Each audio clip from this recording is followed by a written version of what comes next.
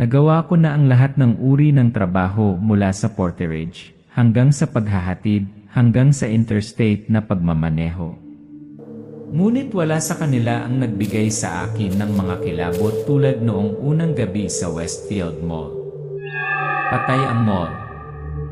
Ngunit nandoon pa rin ang bangkay nito, tahimik, malamig na parang naghihintay na may pumasok sa huling pagkakataon. Ang pangalan ko ay Kalharo.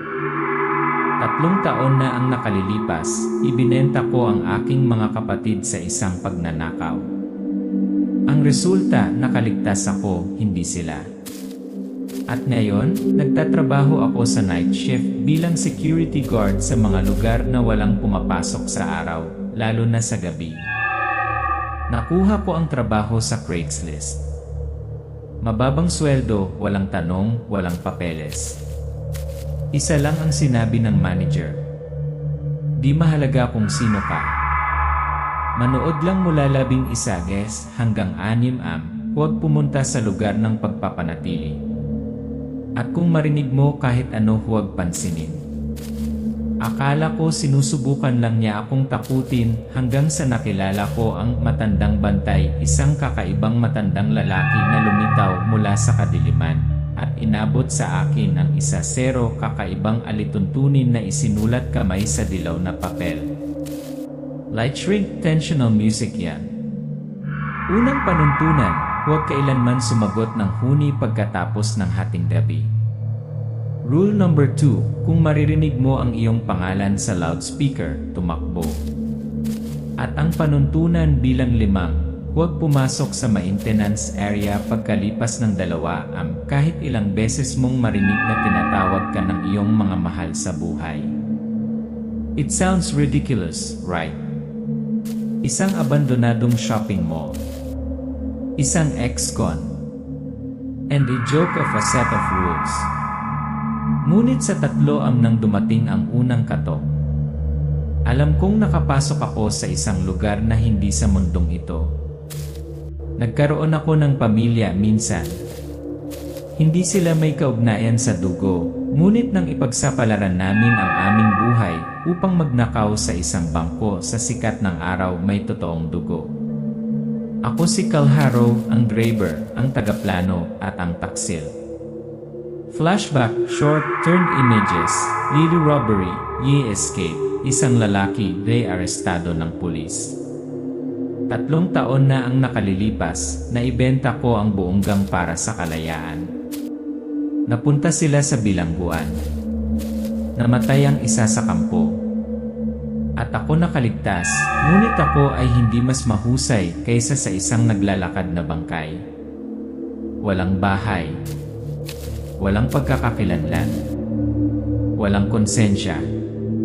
Tumigil dahil harap ng abandonadong mall ang isang kalawang Honda. Nakuha ko ang trabahong ito sa Craigslist. Walang panayam, walang kontrata. Manood ka lang mula 11 West hanggang 6 Use $70 sa isang gabi, cash.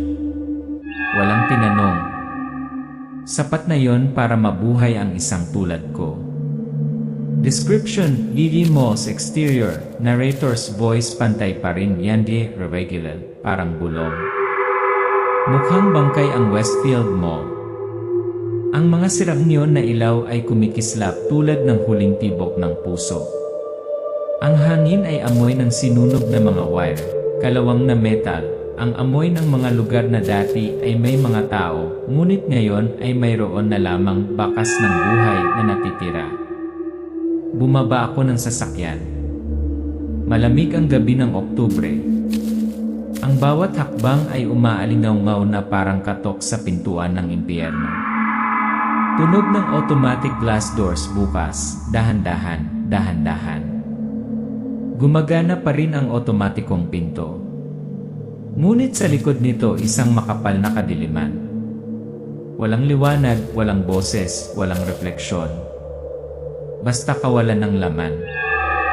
A deep lube, mall scene, bigat pader, sealed store. Kasing kapal ng abo ang lihim ni Victoria. Madilim at malamig ang mga regalo ni Spencer.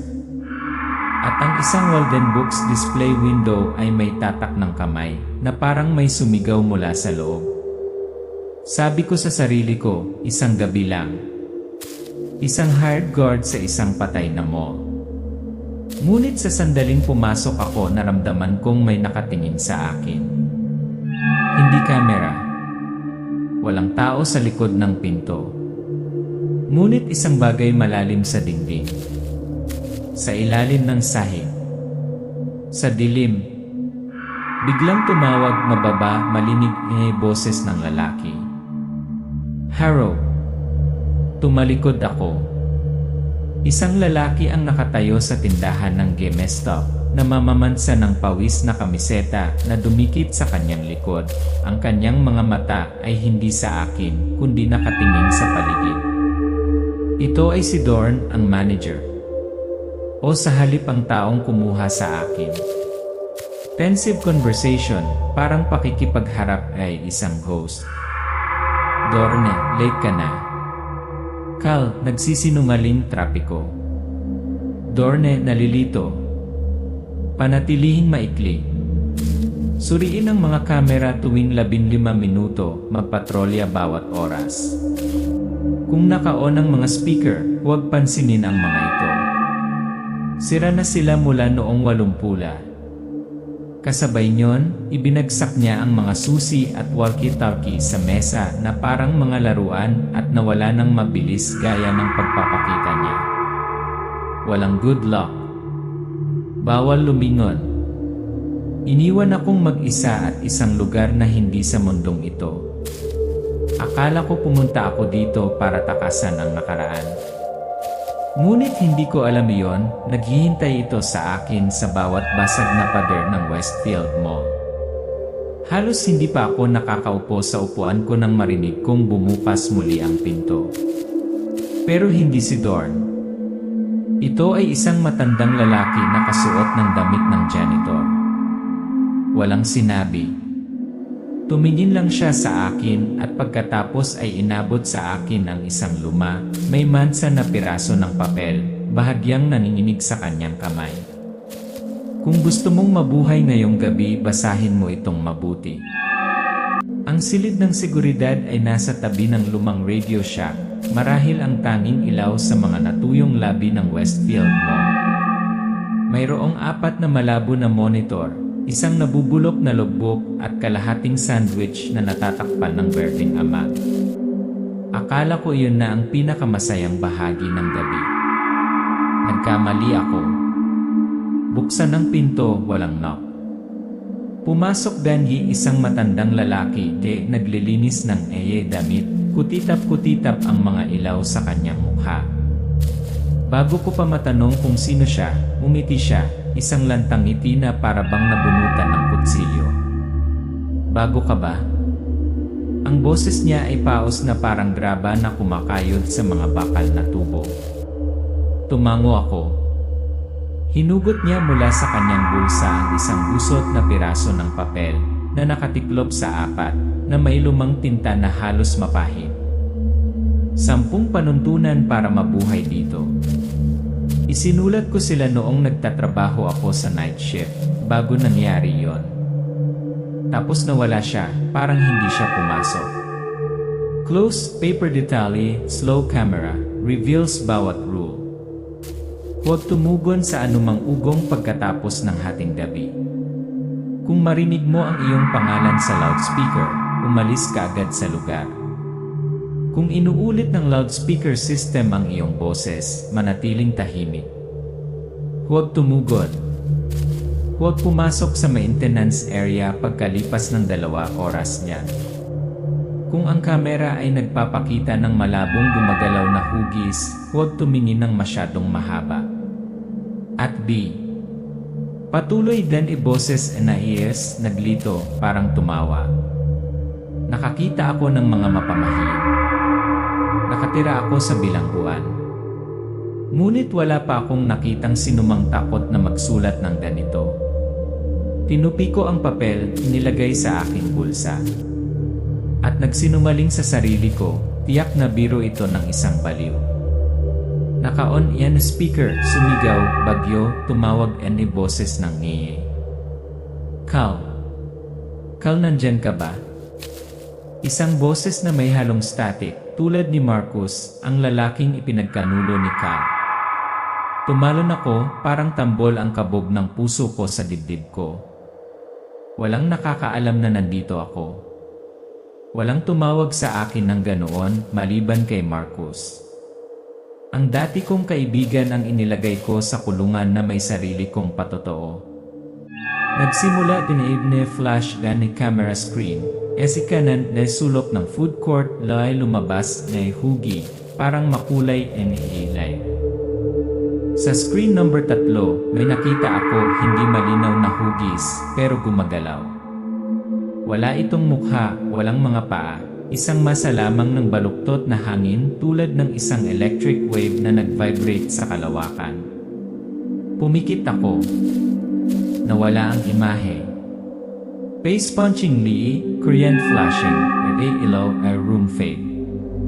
Sabi ko sa sarili ko, sira ang camera. Interference ng signal. Don't panic. Ngunit nang bumalik ako sa screen, nakita ko ang aking pangalan. Si Haro nag-flash sa intercom. Tumawa ulit ang boses. Ang sarili kong tawa. Ngunit ito ay inilabas, nasira, tulad ng sa pamamagitan ng isang tubo sa paghinga na puno ng dugo. Stupid space, lights flashing, screen going dark. Noon nagsimula akong maniwala. Ang mga patakaran ay hindi isang babala. Sila ang kalooban ng huling taong nakatayo. Flashback, lumang video NA na wala ang signal, kinuha ng guardian, nahihiya, nagsulat day kanyang kwarto. 2 oras 43 minuto diyan, muli itong tumatawag sa pangalan ko. Ngunit sa pagkakataong ito ay sa boses ng aking ina. Nanginginig ang pinto. Hindi ko alam kung hanggang kailan ko ito kakayanin. Mababang boses na mood transformation.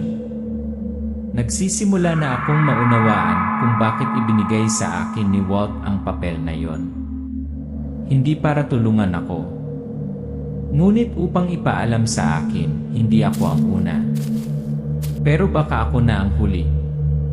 Scene change, mall hallway, camera day kasabay ng madilim na hallway, lamang ininap pabulong boses.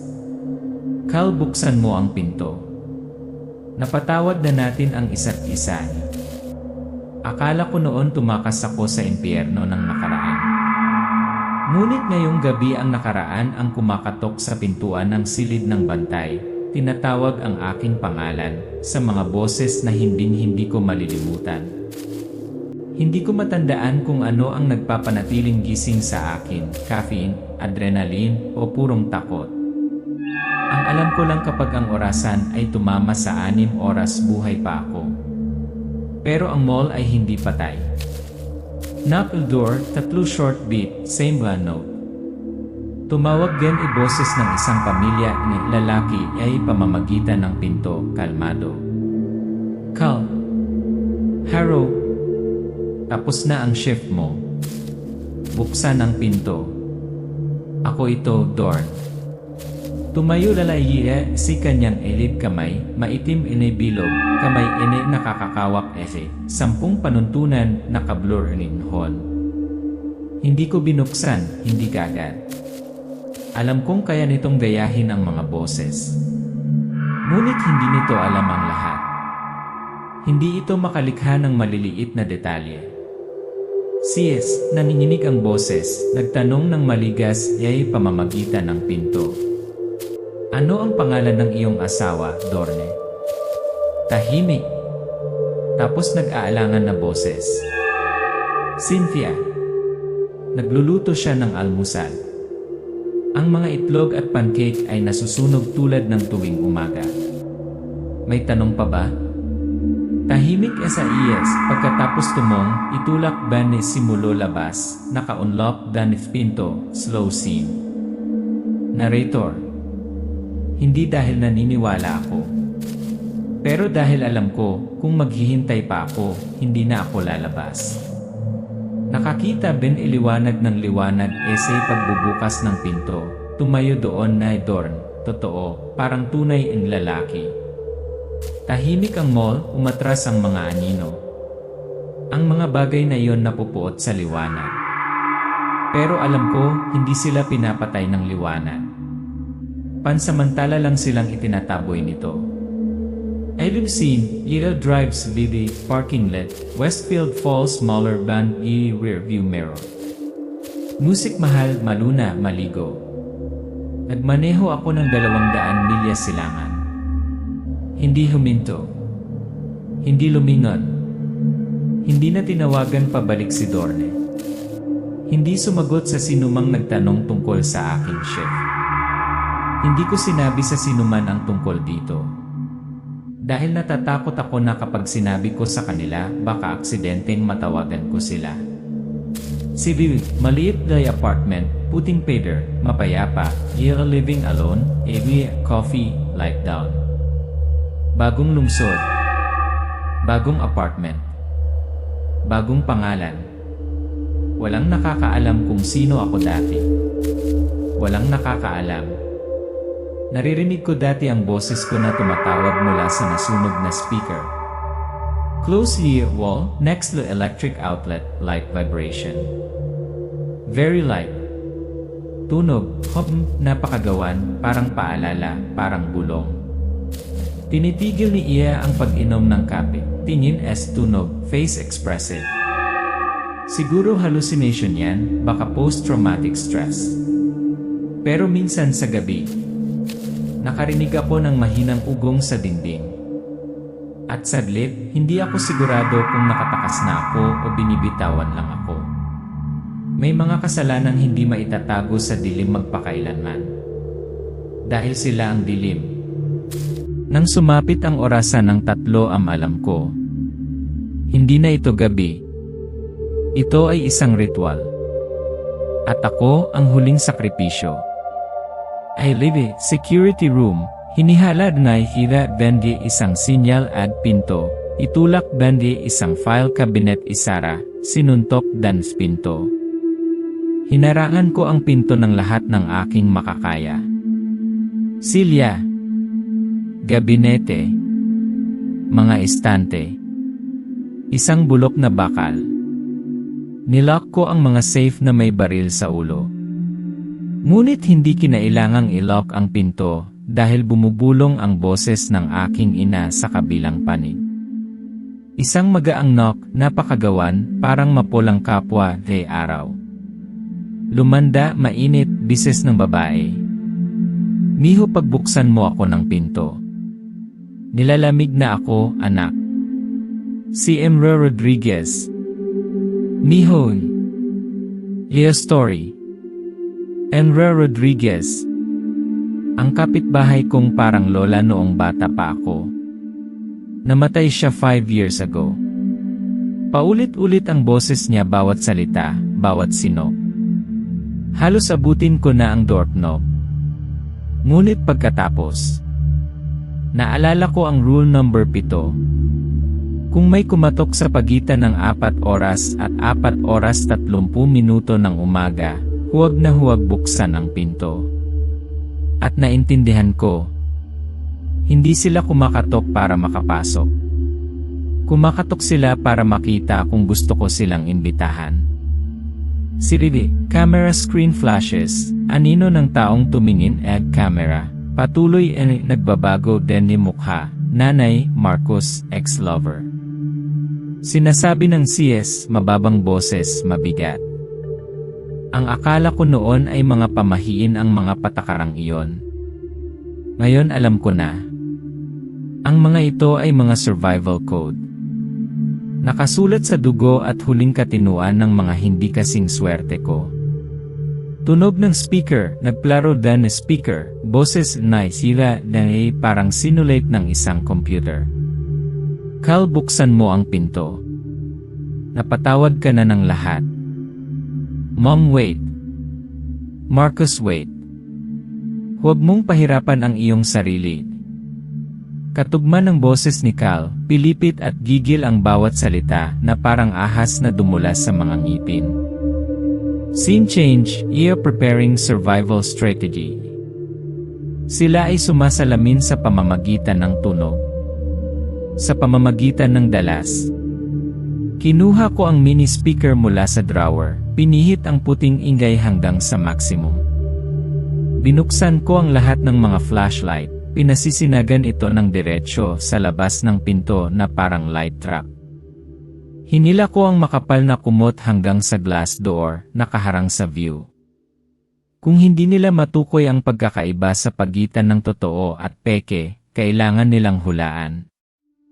Eerie sound of a strong thump, standard, like needle heartbeat, Yvibong Mall.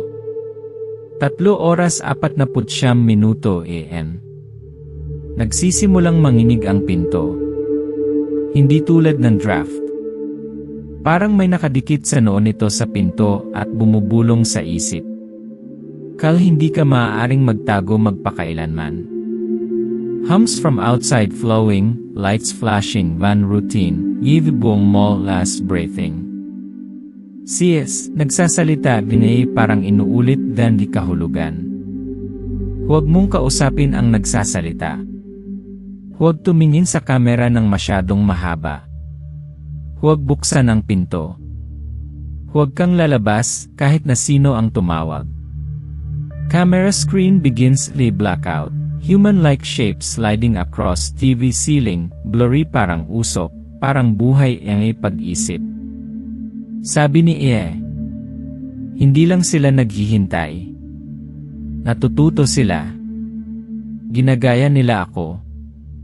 At ginagamit nila ang pinaka-pinagsisisihan ko para buksan ako ng pinto.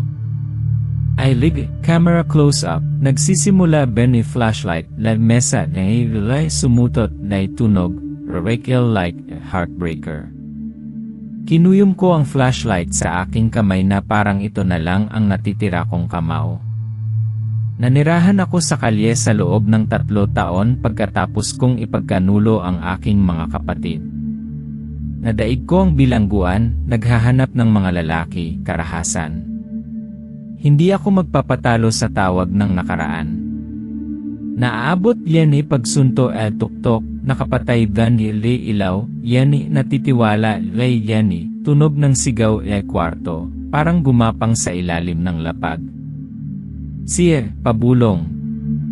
Hindi na nila kailangang pumasok. Kailangan lang nila akong maniwala na karapat-dapat akong lamunin. Cal, kaibigan ko. Tapos na ang shift mo. Buksan ang pinto. Ako si Dorny. Hindi ko matandaan kung ano ang nagpanatiling gising sa akin, caffeine, adrenaline, o purong takot. Ang alam ko lang na kapag ang orasan ay tumama sa 6 oras buhay pa ako. Ngunit ang mall ay hindi patay. Knock the door, 3 short beat, same note. Tumawag din boses ng isang pamilya ng lalaki ay pamamagitan ng pinto, kalmado. Cal. Harrow. Tapos na ang shift mo. Buksan ang pinto. Ako ito, Dorn. Tumayo lalayiya si kanyang elib kamay, maitim bilog, kamay nakakakawak 10 panuntunan nakablur ni ngayon. Hindi ko binuksan, hindi kaagad. Alam kong kaya nitong gayahin ang mga boses. Ngunit hindi nito alam ang lahat. Hindi ito makalikha ng maliliit na detalye. CS, naninginig ang boses, nagtanong ng maligas ay pamamagitan ng pinto. Ano ang pangalan ng iyong asawa, Dorne? Tahimik. Tapos nag-aalangan na boses. Cynthia. Nagluluto siya ng almusal. Ang mga itlog at pancake ay nasusunog tulad ng tuwing umaga. May tanong pa ba? Tahimik sa iyes, pagkatapos tumong, itulak bane simulo labas, naka-unlock danif pinto, slow scene. Narrator. Hindi dahil naniniwala ako. Pero dahil alam ko, kung maghihintay pa ako, hindi na ako lalabas. Nakakita Ben iliwanag ng liwanag pagbubukas ng pinto, Tumayo doon na Dorn, totoo, parang tunay in lalaki. Tahimik ang mall. Umatras ang mga anino. Ang mga bagay na iyon napupuot sa liwanag. Pero alam ko, hindi sila pinapatay ng liwanag. Pansamantala lang silang itinataboy nito. I live scene, Yale drives Lily, parking lot, Westfield Falls smaller van rear view mirror. Musik mahal, maluna, maligo. Nagmaneho ako ng 200 milya silangan. Hindi huminto. Hindi lumingon. Hindi na tinawagan pabalik si Dorne. Hindi sumagot sa sinumang nagtanong tungkol sa aking shift. Hindi ko sinabi sa sinuman ang tungkol dito. Dahil natatakot ako na kapag sinabi ko sa kanila, baka aksidenteng matawagan ko sila. Civil, maliit na apartment, puting pader, mapayapa, Yale living alone, heavy, coffee, light down. Bagong lungsod. Bagong apartment. Bagong pangalan. Walang nakakaalam kung sino ako dati. Walang nakakaalam. Naririnig ko dati ang boses ko na tumatawag mula sa nasunog na speaker. Close here wall, next to electric outlet, light vibration. Very light. Tunog, napakagawan, parang paalala, parang bulong. Tinitigil ni Iya ang pag-inom ng kape. Tingin tunog, face expressive. Siguro hallucination yan, baka post-traumatic stress. Pero minsan sa gabi, nakarinig ako ng mahinang ugong sa dingding. At saglit, hindi ako sigurado kung nakatakas na ako o binibitawan lang ako. May mga kasalanang hindi maitatago sa dilim magpakailanman. Dahil sila ang dilim.